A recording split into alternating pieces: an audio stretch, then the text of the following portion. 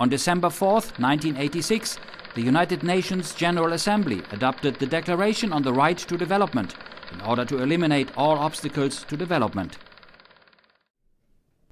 To commemorate the 30th anniversary of this declaration, on December 5, 2016, the Geneva Centre for Human Rights Advancement and Global Dialogue, in cooperation with the Permanent Mission of the Republic of Azerbaijan to the United Nations, organized this panel discussion to analyze the achievements and the challenges and to discuss the way forward for achieving the right to development. Speaking about my own country, Azerbaijan, as I mentioned already in my introductory remarks, we immediately established the special committee, which is headed by one of the deputy prime ministers, and we are determined to very seriously and responsibly follow everything that is related to 2030 agenda.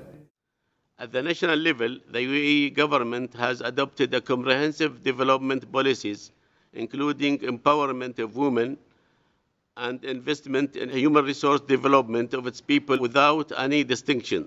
We need action from everyone, everywhere. 17 Sustainable Development Goals are... Over the past 30 years, the right to development has been the subject of debates and various resolutions of the UN General Assembly and Human Rights Council. As a result, in 2015, the Sustainable Development Goals, SDGs, were adopted. It is so decided.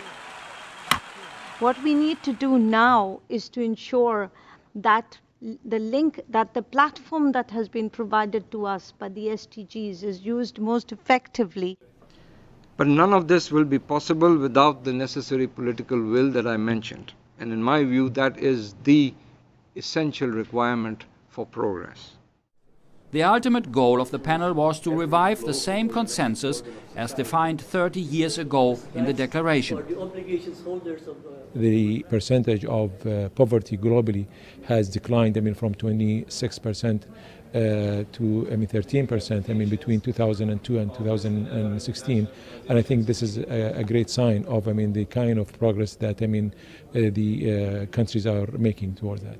The declaration officially recognizes the right to development as a basic human right.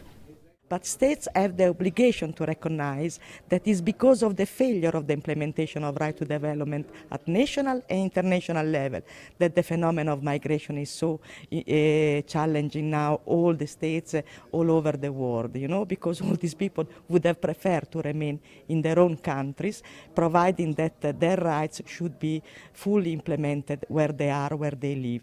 You cannot at the same time advocate a policy dialogue with recipients of international assistance to say that they should respect the rights of their people, but at the same time take action through the imposition of sanctions, for instance, or through other measures which pushes these people to leave their own country to go and on the move, and probably to seek asylum in those very countries which have been practicing or imposing sanctions against them.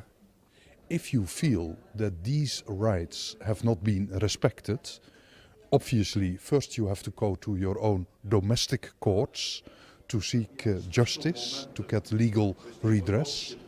But if in your view you fail to get it, then under the new optional protocol to this human rights treaty, you can go to Geneva and submit a complaint. The Declaration on the Right to Development must remind us that all people have a right to development, and that the true purpose of any economic achievement is to improve the well-being of people. Now's the time to take global action for local results and move our people and planet towards a sustainable future.